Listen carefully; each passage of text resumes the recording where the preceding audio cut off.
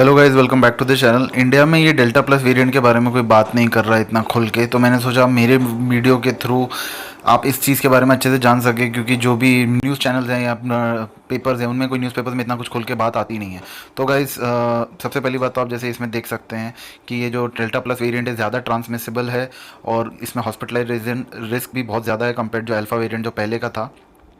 तो और उसके पहले मैं आपको बता देना चाहता हूँ कि ये जो स्लाइड है ये अमेरिका के जो वाइट हाउस जो उनका ऑफिशियल चैनल है यूट्यूब पे और उनकी जो ऑफिशियल वेबसाइट है उस पे है। और ये एनआईएच जो उनकी एक और मेडिकल एजेंसी है अमेरिका की, उन्होंने पब्लिश किया है डेटा। तो देखो, सबसे पहले आप देख सकते हैं जो पुराना वेरिएंट था अल्फा, यानी बहुत पहले का वेरिएंट था, उसके कंपैरिजन में डेल्टा प्लस वेरिएंट ज़्यादा सीवियर है इन टर्म्स ऑफ ट्रांसमिसिबिलिटी, यानी कि फैलने के मामले में। उसके बाद उसमें जो हॉस्पिटलाइजेशन रिस्क है वो भी बहुत ज़्यादा सीवियर है।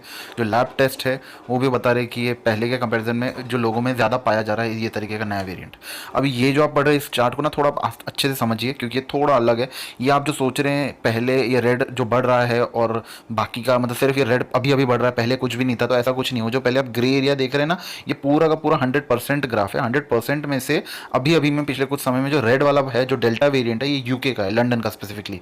तो रेड वाला वेरिएंट जो है वो बढ़ गया है। बाकी जो है पूरे 100%, जैसे 100 लोगों में हुआ तो 100 में से 75-80 से ज़्यादा अभी रेड वाला वेरिएंट यानी कि डेल्टा प्लस वेरिएंट लोगों में हो चुका है। और जो बचे हुए 10% लोग हैं उनमें ये पुराना वाला जो वेरिएंट है वो निकल रहा है। तो इस चार्ट का ये मतलब है, सीधी सीधी बात है समझने की, कि भाई ये वेरिएंट जो है बहुत जल्दी फैल रहा है और ये हर जगह तेज़ी से फैलता जाएगा। क्योंकि लंदन में जो है वो एस्ट्राजेनेका की वैक्सीन यूज़ हो रही है, जो कि इंडिया में सीरम इंस्टीट्यूट बना रहा है। सेम उसका नाम कोविशील्ड है, यानी वैक्सीन सेम है। तो भाई जब वैक्सीन सेम है, वहाँ भी सेम है, इंडिया में भी सेम है, तो जो वहाँ हो रहा है वही यहाँ होने वाला है, क्योंकि लोग तो सेम ही रहते हैं, ह्यूमन बॉडी तो सेम ही है, सेम रिएक्ट करेगी सेम वायरस के लिए। अब ये इसमें बता रहे नए वायरस में, ये जो चार्ट आप देख रहे हैं कि इसमें जो इन्फेक्शंस हैं वो पहले जो एज ग्रुप को हो रहे थे वो 5 से 12 साल की उम्र के लोगों में 5 गुना ज़्यादा पाए गए हैं जो नए लोग अभी इन्फेक्ट हो रहे हैं। पहले जो है वो 18 से 24 लोग जो थे और 65 प्लस जो लोग थे उनमें ज़्यादा पाया गया था। अभी 5 to 12 और 18 to 24 ये एज ग्रुप में ज़्यादा पाया गया है। तो जो बोल रहे हैं कि थर्ड वेव बच्चों को ज़्यादा इफेक्ट करेगी वो बहुत हद तक सही अभी तक तो दिख रहा है। और ये जो स्लाइड है ये अमेरिका के एंथनी फॉची, जो सबसे टॉप के वर्ल्ड के वायरोलॉजिस्ट है, जिनको वायरस में सबसे ज़्यादा मास्टरी है, उन्होंने दी है। इस स्लाइड में उन्होंने बोला है कि भाई जो ये नया वेरिएंट आया है डेल्टा, आप देख सकते हैं 8 में, ये 15-15 दिन का गैप है, ठीक है, सबके बीच में। और पहले 1.2% लोग थे जिनमें डेल्टा वेरिएंट था, फिर वो डबल हो गया 15 दिन में, 2.7 हो गया, 2.5% से फिर डबल 5% होना चाहिए, तो वो 5% से भी ज़्यादा हो गया। उसके बाद 9-10% के आसपास से 20% हो गया पिछले 15 दिनों में। और ये ऐसी कंट्रीज़ है गाइज जिसमें वैक्सीनेशन 70% हो चुका है, 60 से 70% के बीच में हो गया है। डबल डोज की मैं बात करूँ, सिंगल डोज नहीं। इंडिया में तो सिर्फ 5% को डबल डोज हुआ है और 15% लोगों में सिंगल डोज हुआ है।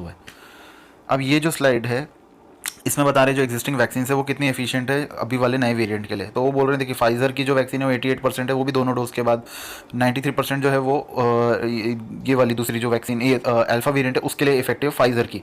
एस्ट्राजेनेका पे आप ध्यान दीजिए, जो दूसरी वाली लाइन है उसमें बोल रहे 60% इफेक्टिव है बस, यानी कि वो भी दोनों डोज के बाद। यानी 100 लोगों में अगर लोगों को वैक्सीन लग गई है, 100 लोगों को, उसमें से 60% लोगों को फिर ये वेरिएंट अफेक्ट नहीं करेगा, लेकिन 40% लोगों को जिनको दोनों डोज लग गए वैक्सीन के उनको अफेक्ट ज़रूर करेगा। तो दोस्तों कहने का सीधी सीधी बात है, इंडिया में तो और जिनको नहीं लगी है वैक्सीन वो तो सीधे सीधे वैसे भी वल्नरेबल है। तो हमारे यहाँ तो सिर्फ सिंगल डोज ही लगा है। तो कहने का मतलब है हमारे यहाँ पे मोर देन 60%, जो 60% लोग हैं जिनको दोनों डोज लगी वही सेफ़ हैं, बाकी लोग तो ज़्यादातर लोग तो अनसेफ ही रहने वाले हैं। तो दोस्तों अपने आप के लिए जो भी आपके काम है उनको करके रखिए, वरना आपको प्रॉब्लम हो सकती है। लॉकडाउन्स लग सकते हैं, आप कहीं जाना आना आपका रुक सकता है। अगर आप कहीं रहते हैं आपको जाना है तो आप बिल्कुल पहले शिफ्ट हो जाइए या कर लीजिए ऐसे काम जो आपके फ्यूचर में होने वाले हैं, जिनको आप अवॉइड नहीं कर सकते, आज कर लीजिए, क्योंकि बाद में हो सकता है फिर से लॉकडाउन लग जाए। इसराइल के बारे में अब अपन बात करते हैं, जिन्होंने 57% पॉपुलेशन को पूरी तरीके से दोनों डोज के साथ वैक्सीनेट कर दिया। लेकिन अभी आप देख रहे हैं ये डेल्टा वेरिएंट, सिर्फ इस वेरिएंट की वजह से फिर से वहाँ पे केसेस बढ़ने शुरू हो गए। तो दोस्तों सीधी सीधी बात यही है कि ये वेरिएंट जो है किसी के भी रुकने वाला नहीं है, भले आपका वैक्सीनेशन है नहीं है। क्योंकि जो कंट्रीज़ में 57% लोगों को डबल शॉट लग गए वो लोग भी अगर सेफ़ नहीं है, तो हमारे कंट्री में तो लोगों को सिंगल शॉट भी नहीं लगे, 60% तो बहुत दूर की बात है। तो इंडिया एक बहुत ही वल्नरेबल कंडीशन में, सिचुएशन में। तो आप अपने आप को इस चीज़ के लिए प्रिपेयर कर लीजिए। इस बारे में ना मीडिया में कोई बताएगा ना न्यूज़ चैनल में। तो बस मेरा ये आपका मेरे चैनल से जुड़ने का कारण ही यही है, और मेरा आपको ये बताने का कारण ही यही है, proof and facts and figures के साथ। ये कोई फेक न्यूज़ नहीं है कि भाई ऐसे मैं अपने मन तरीके से बता रहा हूँ। ये बस दूसरी कंट्रीज़ में हो रहा है, इंडिया में भी ये धीरे धीरे फॉलो करेगा। अब ये बोल रहे हैं, देखिए नेक्स्ट स्लाइड में, कि जो डेल्टा वेरिएंट है 70% केसेस जो इजराइल में हुए हैं उनके लिए 70% रिस्पॉन्सिबल है। यानी कि जो भी 100 लोगों में अगर पाया जा रहा है, तो उनमें अगर चेक किया जा रहा है, तो उनमें से 100 में से 70 लोगों को, यानी 10 में से 7 लोगों को डेल्टा वेरिएंट की वजह से कोरोना हुआ है। यानी ये ट्रांसमिसेबल ज़्यादा है, इस वजह से ही हो रहा है। इसके बाद दोस्तों एक और चीज़ मैं आपके साथ इंपॉर्टेंट शेयर करना चाहूँगा कि ये सारी वो कंट्रीज है जिन्होंने, जो रिच हैं, जिन्होंने वैक्सीनेशन करा ली। India on the other hand इनसे तो बहुत पीछे है, तो हमारे यहाँ इसका इफेक्ट बहुत ज़्यादा होगा जितना इनके यहाँ पे नहीं हुआ है। अब ये जो एक्सपर्ट हैं, ये एक्सपर्ट ये भी बिलीव कर रहे हैं कि जो डेल्टा वेरिएंट है ये ज़्यादा रिस्क नहीं पोज करेगा जो लोग फुली वैक्सीनेटेड है। अब देखो, ये मैंने जानबूझ के स्लाइड ली आपको ये बताने के लिए कि देखो ये लोग कैसे दोगलापन कर रहे हैं, कॉन्ट्राडिक्टिंग बातें कर रहे हैं। एक तरफ ये बोलते हैं कि भैया इतने लोगों में, हमारे यहाँ पे 57% पॉपुलेशन को दोनों डोज लग चुके, फिर भी जो नए लोग हो रहे हैं उनमें 60% लोगों में डेल्टा वेरिएंट पाया जा रहा है, ऐसा हो रहा है, वैसा हो रहा है। 60 भी नहीं, 70%। तो दूसरी तरफ बोल रहे हैं कि अनलाइकली, यानी ये लोग कभी येस और नो में जवाब नहीं देते। आप देखना इनकी ये पॉलिटिकल करेक्ट भाषा रहती है, अनलाइकली। इसमें ऐसा नहीं है कि भाई हाँ ऐसा होगा, ऐसा भी नहीं है कि ऐसा नहीं होगा। इसकी लाइकली है या अनलाइकली है। अगर वो बोलेंगे कि ऐसा नहीं है तो भाई अनलाइकली बोला था, हमने ये तो नहीं कहा था कि भैया हो नहीं ही होगा। तो ये चीज़ आप ध्यान रखिएगा कभी भी इनके इंटरव्यूज़ पढ़ने में और समझने में। इसके बाद देखो आप दोस्तों, ये जो स्लाइड है इसलिए है क्योंकि इजराइल में जो 2 वैक्सीन यूज़ की जा रही है वो फाइज़र और मॉडर्ना की है।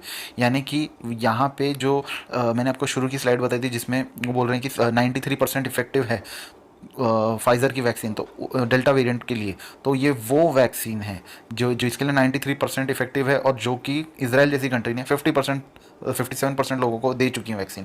तब भी 93% इफेक्टिव होने के बावजूद और आधे से ज़्यादा पॉपुलेशन को वैक्सीन करने के बावजूद भी इजराइल का ये हाल है। ये सब न्यूज़ पर्टिकुलरली इजराइल के कंटेक्स्ट में, और मैंने इसलिए लिए क्योंकि उनका ऑलरेडी पूरा वैक्सीनेशन कंप्लीट हो चुका है। तो दोस्तों जब इन बड़ी बड़ी कंट्रीज़ में ऐसे प्रॉब्लम आ रहे हैं तो इंडिया में तो फिर पूछना ही बेकार है। तो दोस्तों आप अपना सब ध्यान रखिए, अपने घर वालों का ध्यान रखिए। अगर आपको वीडियो पसंद है तो लाइक कर सकते हैं ताकि यूट्यूब उनको सजेशन में और शो करता है। चैनल को सपोर्ट कर सकते हैं, सब्सक्राइब कर सकते हैं।